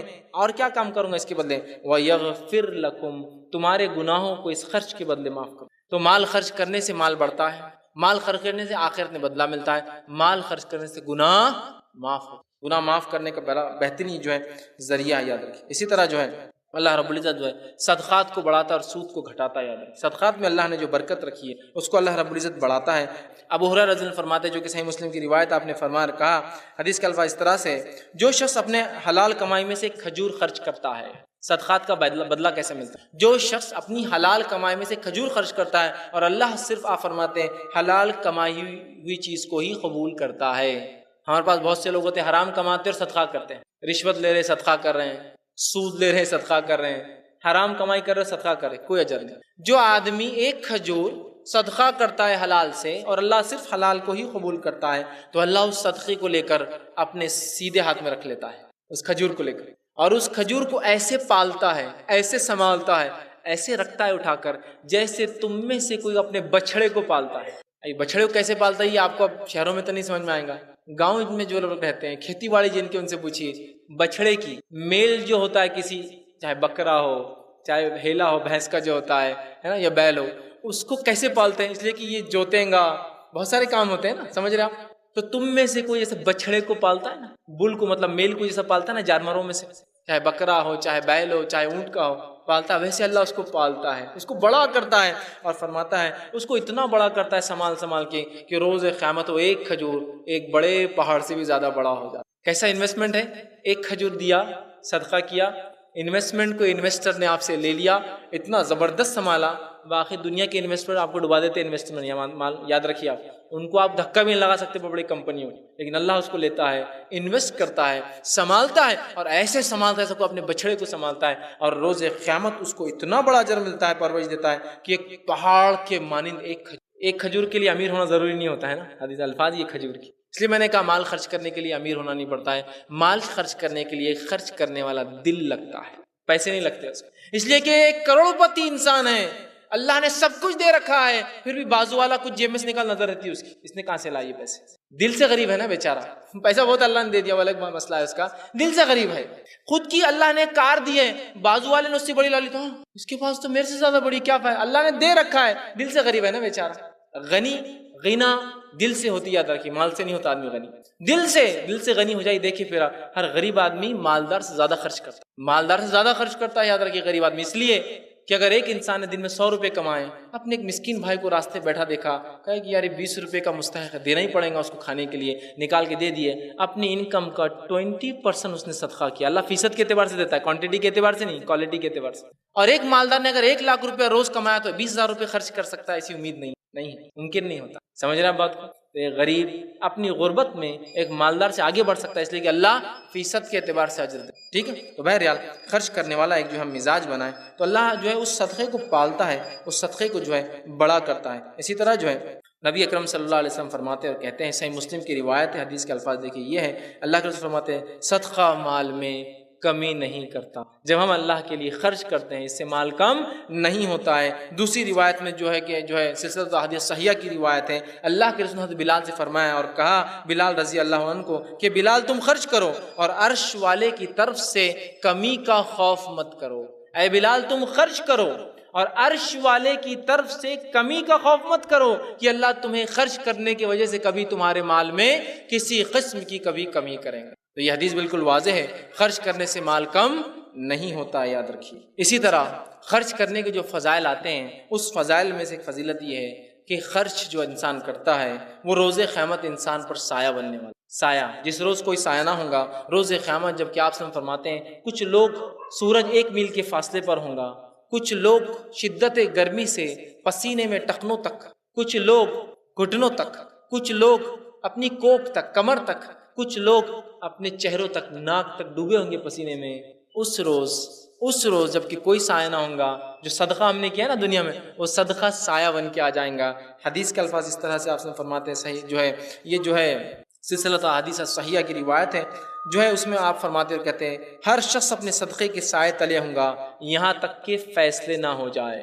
ہر شخص روز قیامت اپنے صدقوں کے سائے تلے ہوں گا, جب تک کہ اللہ لوگوں کے فیصلے نہیں کر دیتا تب تک لوگ اپنے صدقات کے سائے میں رہیں گے. میں سمجھتا ہوں اس سے بڑی کوئی چیز نہیں ہو سکتی کہ اس روز کسی کو سایہ مل جائے صرف ایک صدقے کی وجہ سے, دنیا میں خرچ کرنے کی وجہ سے, جس سے نہ مال میں کمی ہوتی ہے بلکہ بڑھوتری. اسی طرح جب انسان صدقہ کرتا ہے اللہ اس کی تجارت کو, اس کے رزق کو بڑھا دیتا ہے. معلوم آپ, آئیے صحیح مسلم کی ایک روایت سنیے. ایک شخص جو ہے راستے سے جا رہا تھا ایک صحرا میں, صحرا سمجھتے ہیں, ریگستان. اس نے بادل سے ایک آواز سنی, یہ صحیح روایت ہے مسلم, کہ بادلوں فلاں کے کھیت پہ برس جاؤ. اس نے تعجب کیا, بادل سے آواز. وہ چلنے لگا بادل کے پیچھے. بادل وہ کہتا ہے ایک چٹیل میدان میں پہنچے, پتھریلے حصے میں, وہاں پانی برسا. پانی برسنے کے بعد ایک نہر نکلی, نہر نکل کے چلنے لگی. وہ اس نہر کے پیچھے پیچھے چلنے لگا اور اس نے دیکھا ایک شخص ہے جو کھیتی کر رہا ہے اور اپنے پھاوڑے سے نالی بنا رہا ہے اور پانی اسے کھیت میں جا رہا ہے. وہ شخص گیا اور کہا اے شخص نام کیا ہے تمہارا؟ تو اس نے وہی نام لیا جو بادل سے آواز آئی تھی. تو کہا میں نے تمہارا نام بادل سے سنا, تمہیں مجھے بتانا ہوگا تم کیا کرتے ہو کہ تمہارے کھیت کو صحرا میں پانی برسایا جا رہا ہے, بادل پانی برسا رہے ہیں. تو کہا اب تمہیں چونکہ معلوم ہو چکا ہے, بتایا جا چکا ہے, میں تمہیں بتاتا ہوں میں کیا کرتا ہوں. میں جو یہ کھیتی کر رہا ہوں, اس کھیتی سے جو ریٹرن آتا ہے, جو بدلہ ملتا ہے, جو پھل اگتے ہیں, جو اناج اگتا ہے, اس کے میں 3 حصے کرتا ہوں. ایک اللہ کی راہ میں صدقہ کر دیتا ہوں, 1/3 33.33% صدقہ. ایک ری انویسٹمنٹ کرتا ہوں, واپس کھیتی میں لگاتا ہوں, اور ایک حصہ سال بھر اپنے لیے اسٹاک کرتا ہوں, کھانے پینے کے لیے رکھتا ہوں. میں یہ کرتا ہوں. اس عمل کی وجہ سے میرے ساتھ یہ ہوتا ہے کہ ایک اسپیشل بادل آتا ہے, میرے لیے برستا اور چلا جاتا ہے. اللہ کے رسول نے فرمایا پچھلی قوموں کا واقعہ. اندازہ لگائیے. میں آج کے دور میں یہ کہہ سکتا ہوں کہ 1000 دکانوں کے بیچ میں میری ایک دکان ہے. میں صدقے کرنے والا انسان ہوں. کسٹمر میری دکان ڈھونڈ کے انشاءاللہ آئیں گا, چونکہ میں صدقہ کرنے والا انسان. ڈھونڈ کے آئیں گے کسٹمر, کہاں ہے وہ آدمی؟ 1000 دکانیں مارکیٹ میں, پھر بھی میرے پاس آئیں. کیوں؟ بادل آ رہے ہیں نا, صحرا میں بادل آ رہے ہیں, اس کے لیے اگر برس سکتے ہیں تو کیا اللہ کی برکت جب زیادہ تھی آج کم ہے کیا؟ اللہ کا رحم جب زیادہ تھا آج ہم پر کم ہے کیا؟ نہیں ہے. اللہ اتنی رحمت آج بھی ہم پر کر سکتا ہے, بشرط ہم ایسے اعمال تو کرنا چاہیے. بارش برس رہی ہے اس کے لیے, اس کے رزق کا سامان دیا جا رہا ہے. میں عام زبان میں کہہ رہا ہوں آپ کو کہ کسٹمر بیس اللہ مجھے ایسا دیں گا کہ مجھے نہ دیکھ کر بھی میرا بزنس چل رہا ہوتا ہے نا. کچھ لوگوں کی تجارت میں لوگ تعجب کرتے ہیں, کہاں بیٹھا ہوا ہے تو تیرے پاس کسٹمر آتے ہیں, اور ہم نے بڑے بڑے شو روم کھول لیے, آدمی داخل بھی نہیں ہوتا ہمارے پاس. اس کا ایک اجر, اس کے ایک عمل ہے پیچھے, جس کی وجہ سے اس کے کسٹمر اللہ بھیج رہا ہے, اس کے پاس بارش دے رہا ہے. یہ فائدے ہیں اس کی خرچ کی. اسی طرح جو ہے اللہ کے راہ میں خرچ سے جو ہے اللہ تعالیٰ جو ہے خیر کے دروازے کھول دیتا ہے اور دنیا کے معاملات آسان کر دیتا ہے۔ ویسے اتنے فوائد ہیں اللہ کے راہ میں خرچ کے، ممکن ہی نہیں کہ میں اتنے وقت میں رکھوں، میں کچھ رکھ رہا ہوں بڑے اہم چن خیر دیتا ہے اور دنیا کی زندگی آسان کرتا ہے۔ آئیے اللہ رب العزت کیا فرماتا ہے سورہ لیل سورہ نمبر 92 اور اس کی آیت نمبر 5 سے لے کر 11 میں اللہ نے فرمایا اور کہا فَأَمَّا مَنْ آتَى وَاتَّقَى، اور جس نے عطا کیا، خرچ کیا اور اللہ کا تقوی اختیار کیا، وَصَدَّقَ بِالْحُسْنَى، اور حق کی تصدیق کی جو نبی اکرم صلی اللہ علیہ وسلم لے کر آئے ہیں، تو فرمایا فَسَنُيَسِّرُهُ لِلْيُسْرَى، اس کے لیے ہم راستے آسان کر دیتے ہیں دنیا میں جینے کے اور آخرت میں کامیاب۔ پھر آگے فرمایا اور کہا وَأَمَّا مَنْ بَخِلَ وَاسْتَغْنَى، اور جس نے بخل کیا، کنجوسی کی اور اپنے آپ کو بری سمجھا اس سے کہ غنی مجھے کیا ضرورت ہے اس خرچ ورچ کرنے کی، تو جس نے بخل کیا، کنجوسی کی اور اپنے آپ کو اس چیز سے بری سمجھا، اس کے بارے میں اللہ فرماتا ہے اور کہتا وَكَذَّبَ بِالْحُسْنَى، اور نیکی کو، نبی کی اس بات کی تصدیق نہیں کی، ان کی بات کو نہیں مانا، فرمایا فَسَنُيَسِّرُهُ لِلْعُسْرَى، ہم اس کے لیے دنیا اور آخرت کی زندگی مشکل کر دیتے ہیں، مشکل و پریشانی میں ڈال دیتے ہیں۔ پھر فرمایا وَمَا، اور پھر فرمایا وَمَا یغنی عنہ مالہ اذا تردی، اور جب وہ جہنم میں گرے گا اس کا مال وہاں ذرہ برابر بھی کام آنے والا نہیں۔ تو دیکھیے کیسی بہترین بات ہے، مال خرچ کرو ایمان کے ساتھ، بدلہ یہ پاؤ کہ دنیا کی زندگی آسان، آخرت کا راستہ آسان۔ مال مت خرچ کرو، بخیلی کرو، حق سے منہ موڑو، دنیا کی زندگی مشکل اور آخرت میں گرنے سے، جہنم میں گرنے سے مال بچانے والا ذرہ برابر بھی نہیں، ذرہ برابر بھی بچانے والا نہیں ہے مال، یاد رکھنا، ٹھیک۔ تو یہاں دیکھیے اللہ رب العزت نے یہ بات اسی طرح اللہ کے راہ میں مال خرچ کرنا تزکیہ نفس، نفس کی پاکی کے لیے ضرورت ہے۔ آپ بولیں گے تزکیہ نفس کا مال خرچ کرنے سے کیا ریلیشن؟ اتنا گہرا ریلیشن ہے جس کی کوئی انتہا نہیں۔ کوئی انسان اپنے نفس کا بغیر مال خرچ کی تزکیہ، صفائی، پاکی کر ہی نہیں سکتا، یاد رکھیے۔ اس لیے کہ مال خرچ کرنے سے اچھی صفتیں آتی ہیں اور مال خرچ نہیں کرنے سے بری صفتیں پیدا ہوتی ہیں۔ مال خرچ کرنے والے کے اندر خیر خواہی کا جذبہ ہوتا ہے، بھلائی کا جذبہ ہوتا ہے، ایثار کا جذبہ ہوتا ہے، رشتہ قائم کرنے کا جذبہ ہوتا ہے، اچھائی کا جذبہ ہوتا ہے۔ مال روکنے والے سے جو ہے اس سے کوئی خیر نہیں، اس سے بخل ہوتا ہے، وہ دھوکہ دے سکتا ہے، خون خرابہ کر سکتا ہے، رشتوں کو توڑنے والا ہوتا ہے، اس لیے کہ مال بچانا ہے نا۔ تو مال خرچ کرنے سے نفس میں ایسی اچھی صفتیں اور ایسے اچھے اخلاق پیدا ہوتے ہیں، جو مال جمع کرنے سے اتنے ہی اس کے الٹے بری صفتیں اور برے اخلاق جمع ہوتے ہیں۔ یاد رکھیے سیرت کا واقعہ ہے، جنگ موتا کا ایک واقعہ آتا ہے کہ ایک شخص نکلے، جنگ موتا ہو گئی، رات کا وقت ہے، اب لوگ جا رہے زخمیوں کو ڈھونڈنے، وہ نکلے اور سوچا کہ اپنے بھائی کو تلاش کرتے ہیں، شاید بچا ہو یا آخری سانسیں لے رہا ہو، آیا تو نہیں ہے، دیکھ لیتے ہیں۔ پانی کی مشکیش لی، پانی کی تھیلی لی، سوچا پلا دوں اگر بچ جائے یا مل جائے تو۔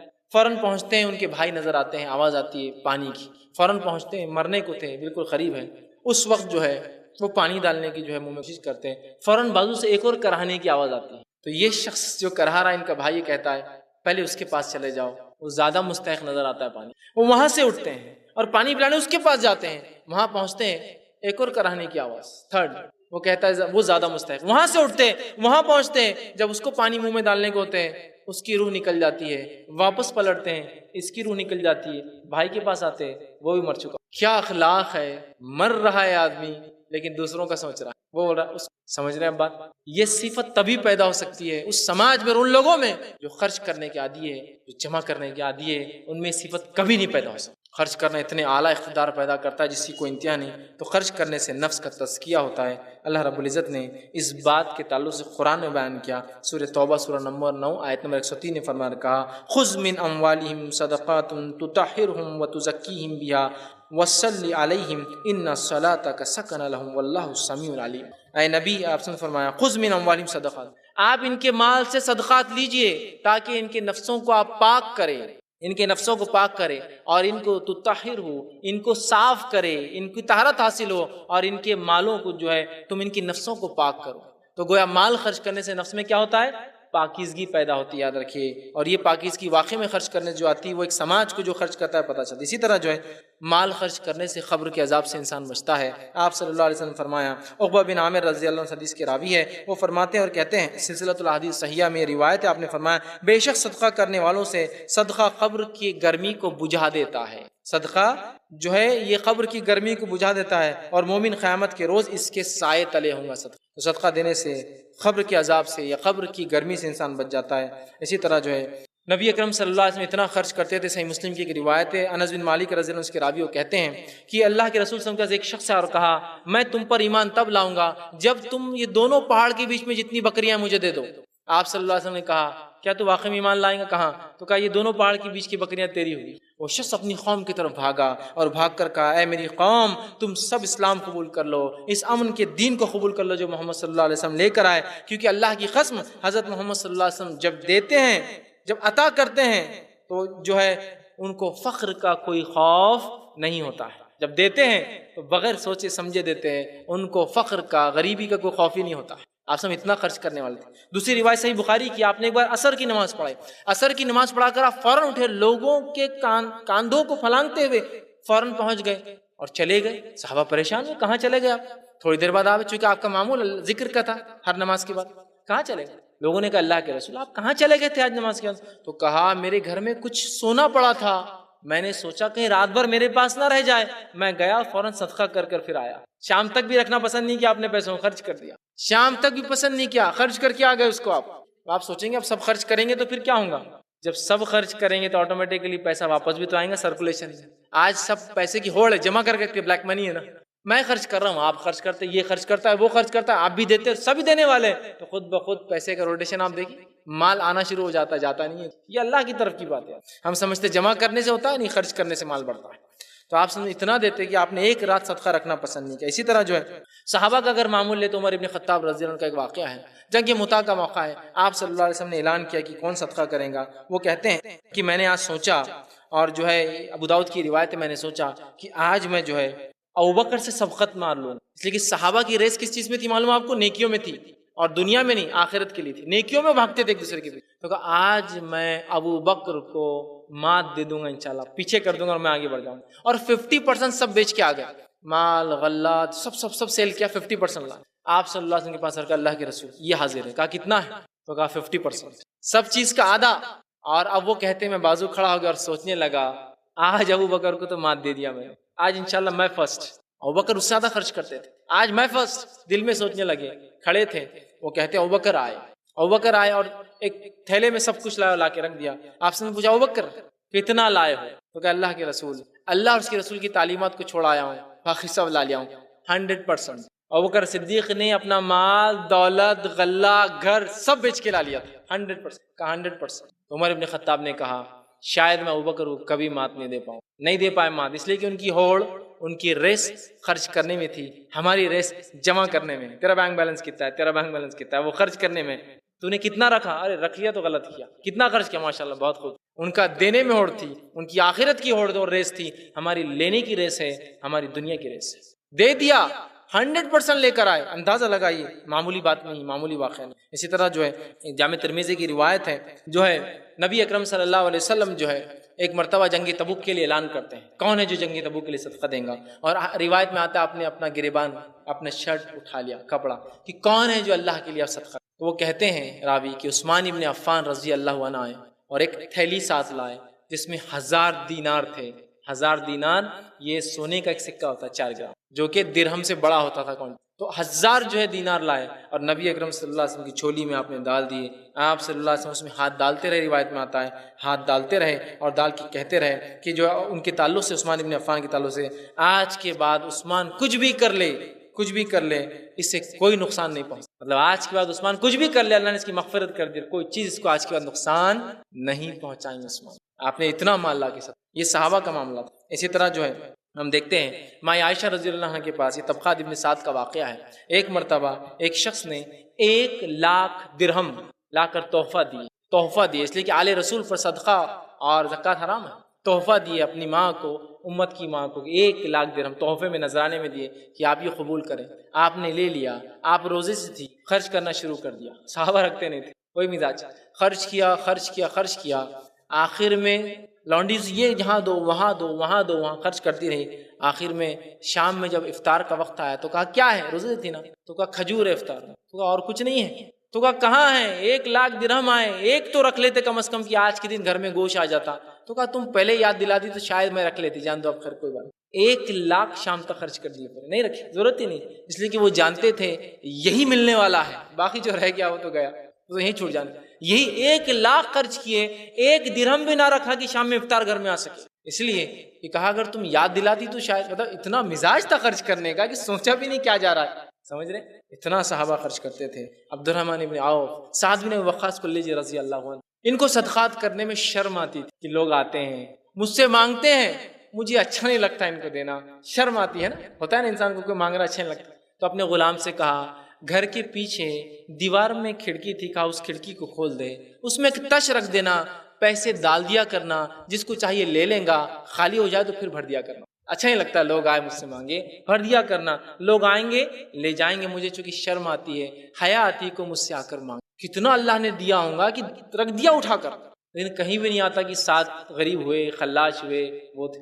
عبد الرحمن بن عوف رضی اللہ عنہ اتنا خرچ کرتے، اتنا خرچ کرتے، ویسے تو آپ سب کی زندگی میں کیا، بعد میں بھی ایک مرتبہ ہوا یہ کہ ایک مرتبہ مدینے میں اونٹ داخل ہوئے، اتنے اونٹ داخل ہوئے کہ جن کے پیروں کی گڑگڑاہٹ سے، وہ ایک ساتھ جب جانور چلے یا فوج چلی کیسی آواز ہوتی، زمین ایسا لگا کہ زلزلہ آ گیا، تھرتھرانے لگی، اتنے اونٹ ایک ساتھ چلنے لگے۔ ماں عائشہ رضی اللہ عنہا نے اپنے غلام سے پوچھا، باندی سے، کیا بات ہے یہ ایسی ہلچل، بالکل زمین ہل رہی، کیا ہوا؟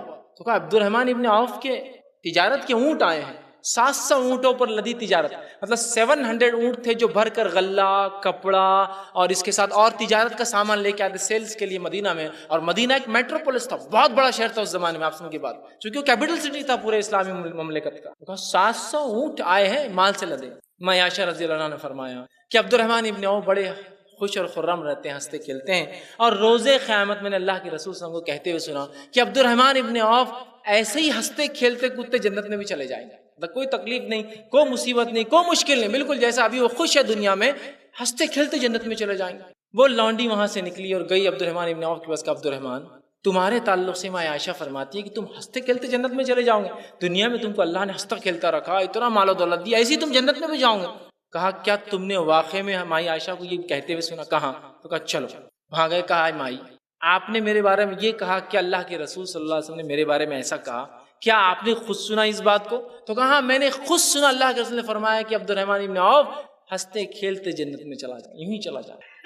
تو کہا پھر تم گواہ رہنا اس چیز کے اوپر، تم گواہ رہنا اور اللہ کو میں گواہ بناتا ہوں، یہ پورے 700 اونٹ آج صدقے میں، اس لیے کہ اتنی بڑی خوشی مجھے آج ملی ہے، 700 اونٹ پورے میرے صدقہ، اور پورے 700 اونٹ اناج، مال تجارت، کیا کیا تھا، ساری چیزیں لوگوں میں بانٹ دی، ساری چیزیں صدقہ۔ 700 اونٹ کو آپ ایسے انداز سے لیجیے آج کے زمانے میں جیسے کہ 700 گاڑیاں آپ کی مال لے کر آئیے کہیں سے۔ عثمان بن عفان رضی اللہ عنہ، ایک مرتبہ مدینے کے اندر خیت ہو گیا، آس پاس اناج نہیں ہوگا، بارش نہیں ہوئی، عمر ابن خطاب رضی اللہ عنہ کا غالباً یہ دور تھا، ان کی خلافت میں جو ہے ایک پورا بہت بڑا جو ہے ایک جو ہے بھکمری کا عالم ہو گیا، بارش نہیں ہوئی۔ عثمان ابن عفان رضی اللہ عنہ 1000 اونٹ شام سے منگائے جو غلے سے لدے تھے، اناج سے لدے۔ جب اونٹ آئے تو جتنے ایجنٹس تھے سب بھاگ بھاگ کر لوگ آنے لگے کہ ہم پرچیز کریں گے، ہم لیں گے عثمان سے، ہم سیل کریں گے مارکیٹ میں۔ عثمان ابن عفان ایک ہول سیلر تھے نا، بہت بڑے تاجر تھے، چھوٹے موٹے لوگ سب آگے جمع ہو گئے۔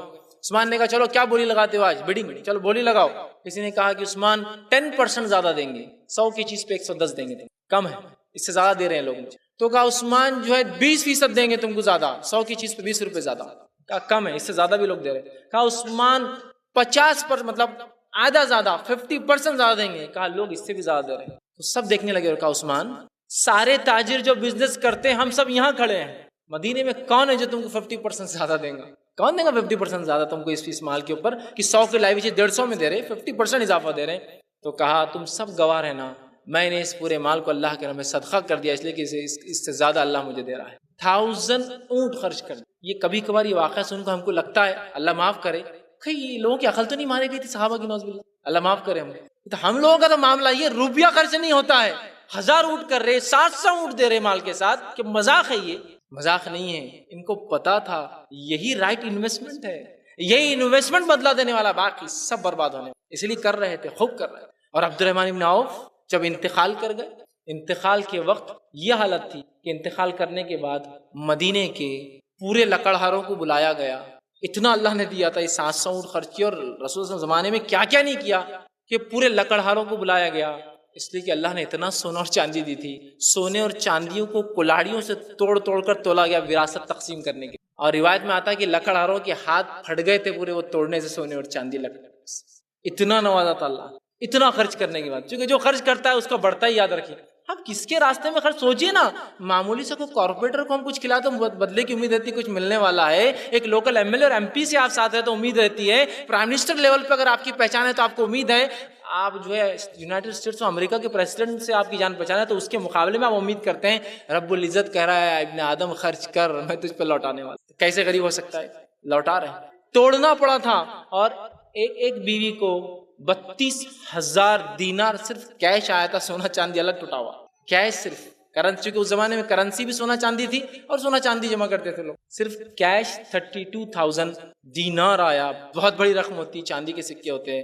اور آپ کو 4 بیویاں تھی تو 1/8 میں سے 4/4 حصہ آئی.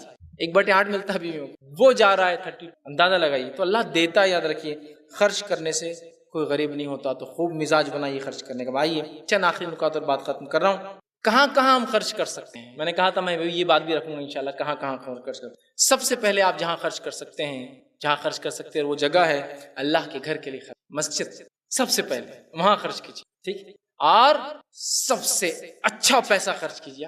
تاکید کے ساتھ کہہ رہا ہوں, سب سے اچھا پیسہ. آپ کہیں گے ارے ایسی کی بولنے کی بات ہے کیا, سب سے اچھا پیسہ اللہ کے مسجد کی بات ہے نا.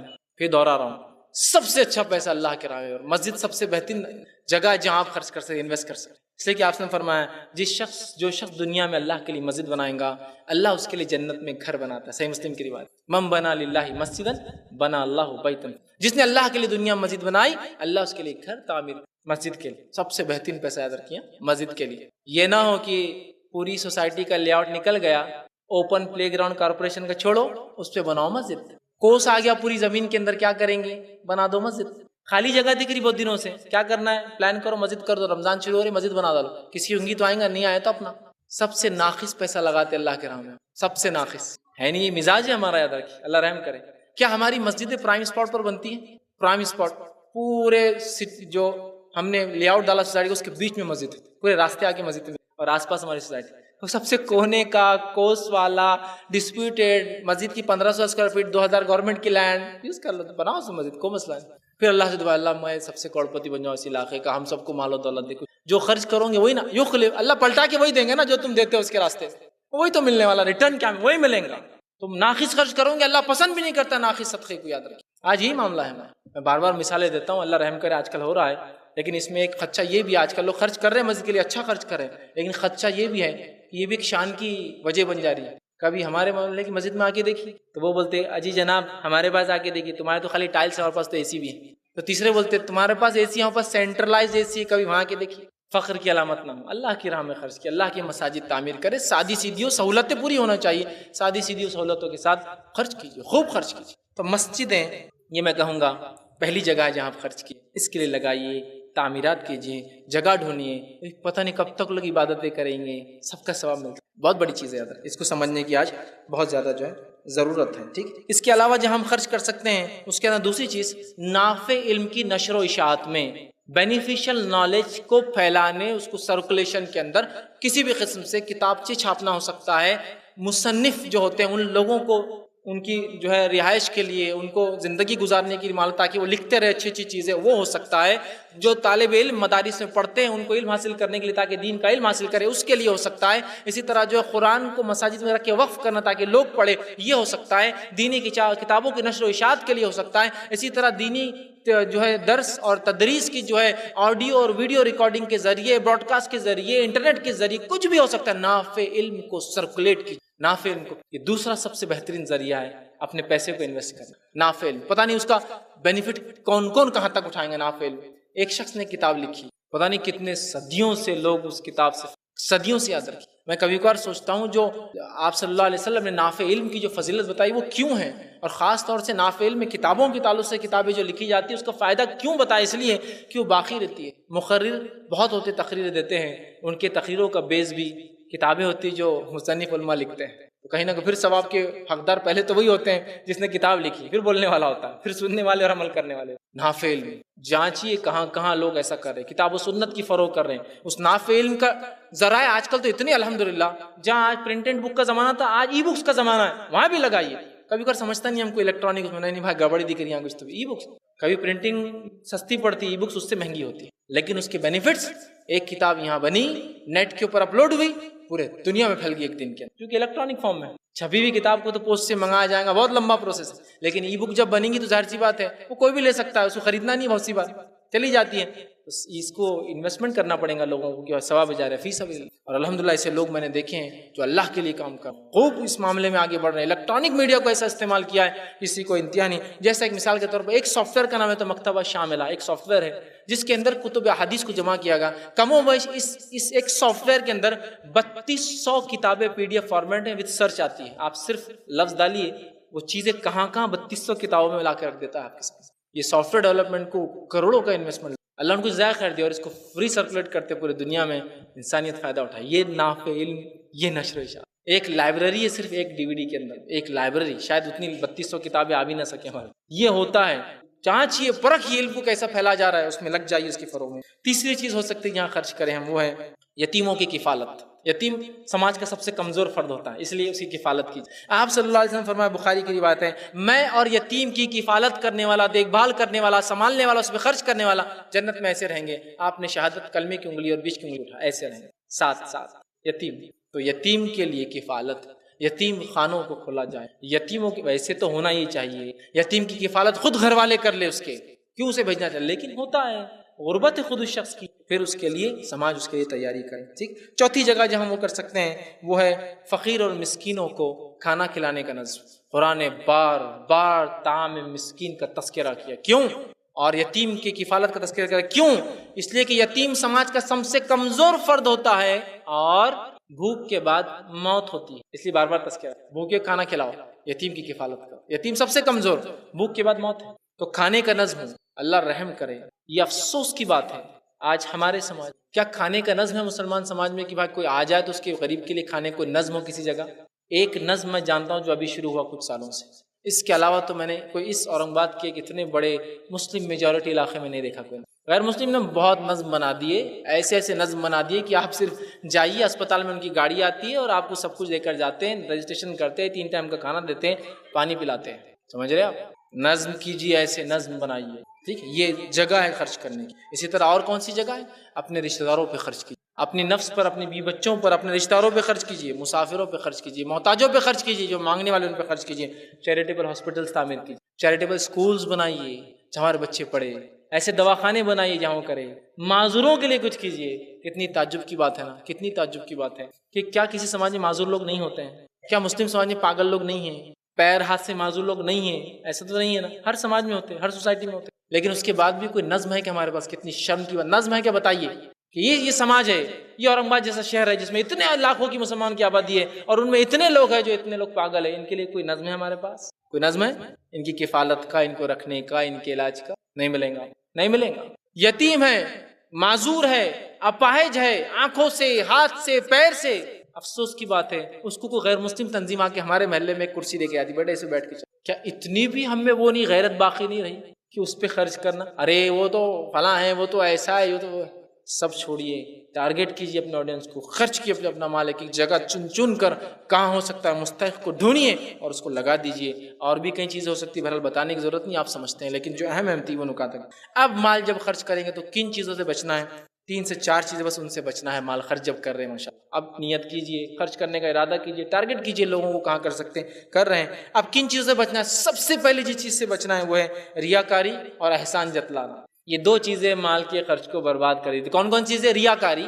دکھاوے کے لیے خرچ کرنا دوسرا احسان جتلانا ہے تم تو ہمارے صدقات پہ پلتے ہیں وہ گھر تو ہمارے صدقات پہ ان کو ہم ہی بھیجتے ہیں اناج وناج تو پلتے بڑھتے ہیں ان کے بچے ہم ہی پڑھاتے ہیں اسکول میں ان کو ڈالتے ہیں احسان مت جتلا دے دیے نا اللہ کے لیے اللہ بس تجھ سے امید کرتا ہوں کہ اس کا بدلہ مل جائے مجھے آپ کوئی احسان کسی اس لیے کہ احسان جتلانے سے مال برباد ہو جاتا ہے اللہ رب العزت فرماتا ہے قرآن کے اندر اللہ رب العزت نے یوں فرمایا اور کہا سورہ بقرہ سورہ نمبر 2 آیت نمبر 264 اور 265 میں 264 265 میں اللہ نے کہا اور فرمایا جس کا ترجمہ اس طرح سے اللہ فرماتا ہے مومنوں اپنے صدقات اور خیرات کو احسان جتلا کر اور ایذا دے کر اس شخص کی طرح برباد نہ کر دو جو لوگوں کو دکھاوے کے لیے مال خرچ کر منی والعزا دکھاوے کے لیے اور اذیت دینے کے لیے احسان جتلانے کے لیے مت کرو ورنہ تمہارا مال بیکار ہے خرچ تو نیت خالص ہو اور کبھی بھی مال خرچ کرنے کے بعد ہم کسی کو جتلائے نہ کہ یہ مال ہم نے تم کو دیا ہے، تم ہمارے مال پر پلتے ہو، تم فلاں اور تم ایسے ہو، یہ بات یاد رکھیں۔ دوسری چیز جس سے ہم کو بچنا ہے وہ یہ ہے، گھٹیا اور ناقص مال کبھی اللہ کے نام میں صدقہ مت کیجیے۔ اللہ رحم کرے ہم پر، رحم کرے بھائی، ہماری نیت تو پوری گھٹیا اور ناقص مال اللہ کے نام میں خرچ کرنے کی، مطلب اس حد تک ہے کہ اقوام کو بھی معلوم ہے۔ میں اسی حالت میں ٹوپی ساڑی، ایک مرتبہ جو ایک جگہ گیا اور لوہے کا بھاؤ پوچھنے لگا، تو مجھ سے کیا پوچھتا ہے مانو، مسجد کے لیے چاہیے کیا؟ میں نے کہا مسجد کے لیے چاہیے۔ میں بولا کیا کرتا ہے دیکھیں گے، تو بولے وہ لوہا ہے، بولے 1 سال ہی پرانا ہے صرف، تو تھوڑا پانی پڑا ہوا ہے، مسجد کے لیے، اور سب مسجد کے لیے وہی لے جاتے ہیں۔ پھر آپ یہ کہہ کو دیکھ رہے اچھا والا، جسٹ گو فار دیٹ، اس کے لیے چلے جاؤ۔ میں نے کہا ٹھیک ہے، اس میں کیا کام کرو گے؟ تو 5 روپے کلو پیچھے کم، لوگ وہی لیتے ہیں۔ ہے نہیں ہمارا مزاج گھٹیا چیز خرچ کرنے کا اللہ کے نام میں۔ مسجد کا کنسٹرکشن چالو ہے، مسجد کا چالو ہے، سیمنٹ کون سا استعمال ہو رہا ہے؟ ارے وہ 2 پر چھینٹے پڑ گئے تھے پانی کے، وہ خراب نہیں ہے، تو ڈلے نکلتے تھوڑے تھوڑے۔ اپنے گھر کی اصلاح کے لیے استعمال کریں گے وہ سیمنٹ؟ پاگل ہو گئے کیا؟ گھر کا معاملہ ہے۔ اس لیے میں بار بار کہتا ہوں، کچھ لوگوں کو برا بھی لگتا ہے، کسی کے گھر کی چھت نہیں غلطی ہوں گی RCC کی، ہماری مسجدوں کی چھتیں سب غلطی ہے، سب غلطی ہے۔ کیوں غلطی ہے؟ سب ناقص چیزیں لگائی جا رہی ہیں۔ اللہ رحم کرے، ایسے لوگ بھی ماشاءاللہ ہے جو واقع میں سب سے اعلیٰ چیز اللہ کے نام میں خرچ کرتے ہیں، لیکن ہماری اکثریت تو بہرحال یہی حال ہے ہمارا۔ مسجد کے لیے ٹائلس ہونا تو کیا بولتے ہیں، مسجد کی ٹائلس ہوتا 3rd ڈگری کے، کونے جھڑے ہوئے، کونے تھوڑا سا خراب ہے، گھر میں لگاؤ نا تھوڑا سا خراب، نہیں لگاتے، کونے میچ نہ ہو تو نہیں لگاتے ہو تم، لیکن اللہ کے نام میں وہی غلیظ اور خراب چیزیں لگاتے ہو، پھر امید کرتے ہو اللہ سے اللہ سب سے اچھا دے۔ یہ مزاج بدلیے، اللہ گھٹیا صدقے کو پسند بھی نہیں کرتا۔ آئیے اللہ رب العزت فرماتا ہے قرآن میں سورہ بقرہ سورہ نمبر 2 آیت میں 266 میں 267 میں فرماتا ہے، کہتا ہے یا ایھا الذین آمنوا انفقوا من طیبات ما کسبتم ومما اخرجنا لکم من الارض، اے لوگو جو ایمان لائے ہو، یا ایھا الذین آمنوا انفقوا، اللہ کے راہ میں خرچ کرو، طیبات، اچھی چیزیں جو تمہارے ہاتھ کماتے ہیں اور جو تم زمین سے نکالتے ہو اگا کر، اچھی چیزیں خرچ کرو، ناقص اور بری نہیں۔ میں ہمیشہ ایک واقعہ سناتا ہوں کہ بہت سارے لوگ فجر کی نماز کو جب جاتے ہیں، بوڑھے لوگ، تو ہاتھ میں پتھر لے جاتے ہیں۔ ارے بھائی یہ پتھر کس لیے؟ بولے وہ نل صبح کھلتا نہیں نا مسجد کا، لوکھنڈی رہتا ہو، لوہے کا جام ہو جاتا ہو، حالانکہ اسی بستی میں، جس بستی میں وہ پتھر سے نل کھلتا ہے، اسی بستی کے گھروں کے اندر کروم کے نل ہوتے، گھر میں 1/2 ٹن کاکس، 1/4 ٹن ہے نا، کروم پالش، فیس والا پانی آتا اڑنا نہیں بول کر، اور اسی بستی میں مسجد کا حال یہ کہ یا تو پلاسٹک کے ٹوٹ جاتے یا تو لوکھنڈی لگے۔ پھر اللہ سے دعا، اللہ سب سے اچھا میرے کو ملے، اس کے راستے میں سب سے ناقص خرچ کر، اور نل بھی ایسا الحمدللہ کہ آپ وضو کے لیے پانی کھولیے، وضو کے ساتھ غسل دونوں ایک ساتھ ہو جاتا ہے اس میں، لوہے کا نل کھولتے پورا فر شاور کیسا بہنا چالو ہو جاتا ہو۔ گھر کے نل کیسے آتے بہترین پانی میں، سوفسٹیکیٹڈ، اللہ کے راستے میں، اللہ کے راستے میں خرچ کرنا۔ پرانا پنکھا ہے نا رکھا ہوا گھر کا، دے دو نا، مسجد میں نہیں پنکھا تھا، یہ بیچارے مسجد والوں کو پتا ہے، لوگ بھی نہیں دیتے، تو بولتے لاؤ پرانا سورانا جو بھی لگا، کیا ہے نیا گھر بناؤں گے تو پرانے ٹین لگاؤں گے اپنے گھر کے، نہیں اب تو RCC کا بنانا ہے، مسجد میں دیتے ہو۔ پھر کیا حال کر دیا دین کا ہم نے، سب سے اعلیٰ مال خرچ، اللہ صدقہ برے مال کو پسند ہی نہیں کرتا، جو مال کو خود تم اپنے اللہ فرماتا ہاتھ میں لینا پسند نہ کرو، کہ اللہ کے راہ میں خرچ کرتے ہو اس مال کو، اس بات کو ہم ذہن میں دیں۔ اور جو ہے چوتھی اور آخری چیز، اس بات کو ہم یاد رکھیں، صدقہ دینے کے بعد کبھی واپس نہ لیں، اس لیے کہ آپ صلی اللہ علیہ وسلم نے فرمایا، یہ جو ہے حضرت ابو ہریرہ رضی اللہ عنہ حدیث کے راوی اور فرماتے ہوئے کہتے ہیں، سلسلۃ الاحادیث صحیحہ کی روایت، آپ نے فرمایا بے شک وہ آدمی جو اپنے صدقے کو واپس لے، اس کی مثال ایسے ہے کہ کوئی کتا سیر بھر ہو کر کھائے، پیٹ بھر کر کھائے، پھر قے کرے اور قے کرنے کے بعد پھر اس قے کو کھا لے۔ صدقہ دینے کے بعد واپس نہ لو، صدقہ دینے کے بعد واپس نہ لو۔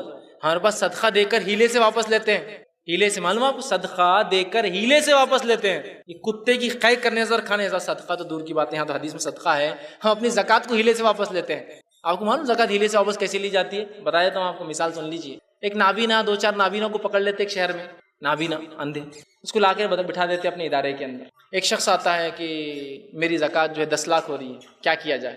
وہ کہتے ہیں ایڈجسٹمنٹ ہو جائے گا 1 لاکھ کے اندر۔ وہ زکوٰۃ کیلکولیٹ کر کے نکالتا ہے 10 لاکھ۔ نابینا بیٹھا ہوتا ہے، بولتے تحفہ نابینا آپ کو، نابینا تحفہ لے لیتے ہیں، آپ کو زکوٰۃ دی جا رہی ہے، بولتے نابینا زکوٰۃ قبول کر لیتے ہیں۔ 10 لاکھ زکوٰۃ کس کو چلے گئی؟ نابینا صاحب۔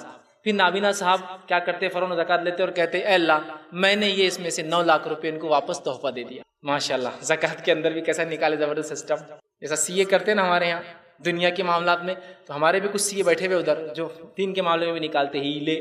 ہو گیا 1 لاکھ میں 10 لاکھ کی زکوٰۃ، ماشاءاللہ کیا زبردست راستہ ہے نا۔ 10 لاکھ کی زکوٰۃ 1 لاکھ دے کے ادا ہوگی، زکوٰۃ بھی ہوگی، تحفہ بھی آ گیا۔ یہ میرے گھیوں زکوٰۃ کے، وہ نابینا لیتا ہاتھ لگاتا ہے، قبول کیا میں نے آپ کی زکوٰۃ، پھر وہ بولتا ہے یہ تحفہ ہے آپ کو، یہ سمجھ رہے ہیں آپ، ہیلے۔